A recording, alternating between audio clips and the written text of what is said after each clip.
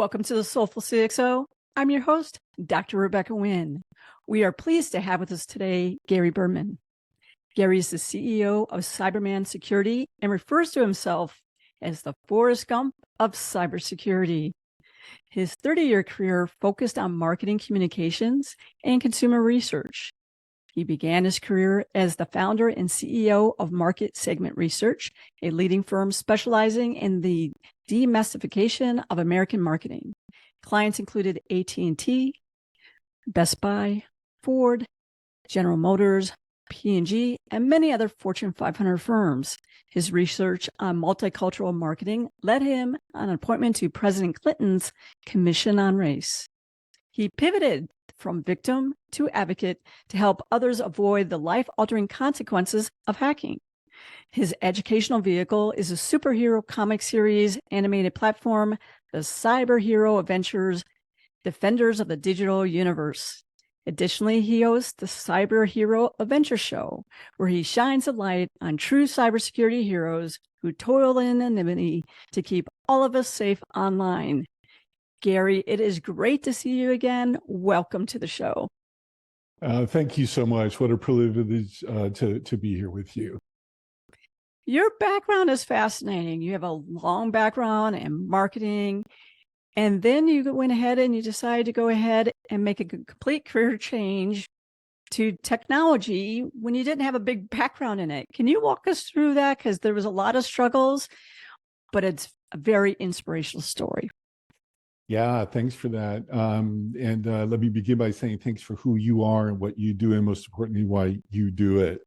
I didn't really make the decision. The decision was actually made for me because, as you mentioned, I was the CEO of a very successful marketing communications, research, and big data firm. Things were going great. This is about 20-something years ago now. And one day, we were hacked. And I had no idea what was happening, but I could see the impacts of it. And so it turns out, like layers of an onion, over time, we learned quite a bit about what had transpired at that time. And so what we had learned is that it was led by a group of insiders, so commonly referred to as insider threats. And they were actually part of a criminal organization that I'm unable to identify, in public. And so, like I said, like layers of an onion, we started seeing anomalies in some of our data, and it became incredibly egregious when one day I got a call from our joint venture partner, who, by the way, we had sold 49% of the company to the largest marketing communications in the entire company in the entire world, called the WPP Group, based out of London. Things were going really extraordinarily well. And we got a call from our partner screaming at me, actually. She said, "What the blink is going on with your company?" And my jaw dropped. I had a stellar reputation with some of the clients and government agencies that you had previously mentioned, and I could not believe my ears. So I responded, "What are you talking about?" He said, "Well, I just got a call from one of your people that there's rampant fraud in your data collection operation." We had about 100 call center stations at that time where we did market research and big data analysis and things like that. And I go, "What are you talking about? Who called you?" She said, "Well, I'm not going to name who it is, but and here was the kicker. Wait for it. He said that we were under investigation by the FBI and that I should cease all communications with you." I almost fell off my chair. And so I responded rapidly. I said, "Okay, I'll call you by the end of the day with an update on what we understand to be the situation." So I hung up. I had to catch my breath, talk about Soulful CEO or CXO. I had that moment where I was searching for everything I had. And, I was hoping that God was kind of watching out for me because I had no idea what was happening. I was terrible at technology, as you mentioned. Plus, things like hacking were not part of the zeitgeist of the world at that time. Facebook had just been launched and things like that. Anyways, so I called an all hands meeting and I explained precisely what I had just heard. And so we took two immediate actions. One was we did a complete audit of the research project that we were working on, 100% validation. And we found literally zero anomalies, zero errors. And then the second thing is I, without even asking, refunded $185,000 to our client, which was a very big auto manufacturing company, without even asking, which was a lot of money for us. But my reputation and our company's reputation was everything. That's all you have in a intellectual property oriented sort of a business and stuff like that. So, anyways, that happened, and I went through about 5 years of unbelievable sort of torment from the hackers. They had set up their own company without me knowing about it while we were paying them. And they were stealing our client information. They were stealing our intellectual property. They redirected the phones that were supposed to come into our office to their exchange that they set up, representing that they were us. So another way of thinking about it, I have since learned, is it's kind of like a massive identity theft, but it was also a corporate identity theft, which is sort of unusual. And so I had to close the company, did the best we could with the resources that we had available at the time. And I lost everything.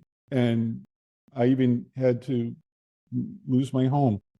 And the devastation for my wife and our family was rather impossible to calculate.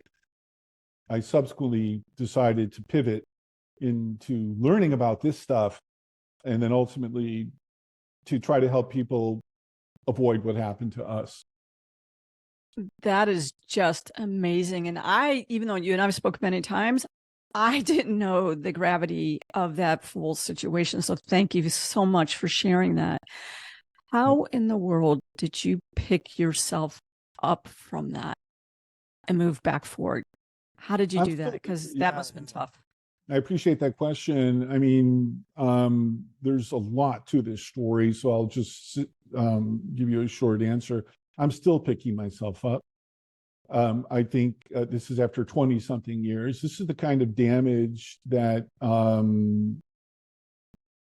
is life-altering. And not just for me. I had to lay off 100 people. I mean, just to clarify. And so about 10 years went by, and I worked on other things. I worked on veterans' causes, helping them reintegrate back into civil society after serving in theater. My wife and I started a children's education tutoring company for kids and things like that.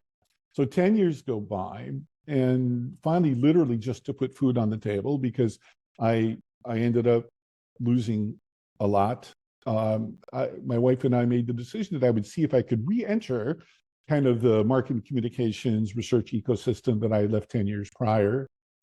And so I put out a few, sort of emails just to old people from 10 years earlier. Haven't talked to any of them. And I was incredibly humbled by the response, and so soon I was invited to be a keynote speaker at a marketing conference. And so I did, and it went great. I had this big stack of business cards. Gary, where have you been? Are you still doing these, big reports? Or can we get a proposal from you? Like, I couldn't believe it. I was so grateful. Came home, almost like tears of gratitude, woke up nice and early the following morning, ready to go. Phoenix rising from the ashes. And so I go to LinkedIn, which is not something I'd ever really used. And I happened to notice that after 10 years of no communication with any of the alleged perpetrators, we knew who they were, which is different than proving it in the judicial system, which is another whole show. I'm a huge fan of law enforcement, but they are under-resourced, and they have to pick and choose what they can do. Anyways, after 10 years of no communications, I affectionately refer to these people as goofballs. And the reason I name them that way is it just takes the sting out of it a little bit. And so not one, but two of them checked in my LinkedIn profile on the day after I gave my speech. So either that was random, or they were at the conference, or they heard that I was speaking at the conference and something like that. And guess what happened? Boom, boom, boom, boom, boom. The attack started again. We subsequently identified 19 attack vectors. And it wasn't just in the digital universe. It was also physical stalking and a very comprehensive series of, some people refer to what had happened as like being in a Truman Show. It sounds nuts, and I'm the first one to say it. And throughout that journey, I said, okay, this is my imagination. There's something wrong with me, which is a very typical thing that victims do. And I learned two things about being a victim. Number one is that there's so many victims of so many injustices in life. So it's not unique. And the second thing, which is answering your question, how did I pivot, is it's just exhausting. And I decided, okay, take a deep breath, muster the resources that I have at the moment, which were de minimis, and get into cybersecurity. So I bought a book called Cybersecurity for Dummies, thinking, okay, you know, those yellow books like with the black stripes on them. And I said, I'll start there. I'm very self-aware. So I don't know if you can teach an old dog new tricks, but I was barking. Page 1, page 2, by page 10, Rebecca, I was lost. So rather than quitting, I found the company that put it out, Palo Alto Networks. I got the CISO on the phone. And the only reason I got him is after 17 times calling, you know, my name's Gary. I hear on the phone, oh, hey, John, how you doing? He picked up the wrong line.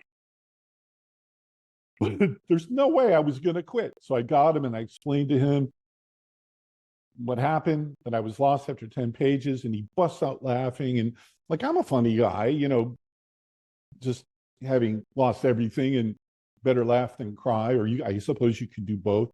And I said, may I ask why you're laughing so hard? And I'll never forget, he replied, well, it's not really for beginners. Then why do you call it cybersecurity for dummies? And that's when I realized there had to be a better way to distill complicated technology information into something people could get their heads around, at least a little bit. And I happened to see Spider-Man, light bulb goes off, superhero comics. The only problem is there were three problems. I knew nothing about the subject. I knew no one in the industry, and I knew nothing about comics. I wasn't even a fan, you know, but other than that, I thought I was perfect. My wife thought I was just crazy. But I said, I'm on a mission and I'm going to just do this. So I went to LinkedIn again, and one at a time, I did a search by the title CSO, and I got all these people, and I invited them to connect with me on LinkedIn, send me real life stories of cybercrime, answering the questions, you know, what happened? What were the consequences? What were the lessons learned for possible inclusion into some kind of comic or something? I went to 53 cybersecurity conferences in a period of just under 5 years at my own expense. And I did start learning a little bit about many, many things, but I didn't really know anything in depth. I became a reporter for a magazine. And so the whole sort of cybersecurity ecosystem sort of turned towards me because, you know, I could write stories about their solutions or whatever, you know, whatever it was. And conferences were and continue to be my beat. And then COVID hit. Uh-oh, no more conferences, you know, bam, right down to the ground again. I said, okay, what do I do now? So I said, I'm going to do a show, and I'll use air quotes, like, what is that? And just started listening and learning from the smartest people in the world, such as yourself. And I've done over 300 interviews, you know, with these amazing people. And I'm incredibly grateful for this opportunity in my life at this stage.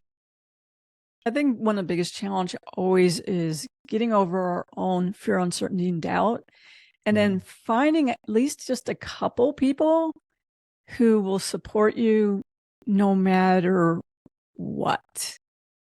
So I know you have a strong family. Did you have business partners who stayed with you, or was it just on this journey that you start finding more like-minded people like myself along the way? Yeah, it's a little bit of both. You know, God bless my wife.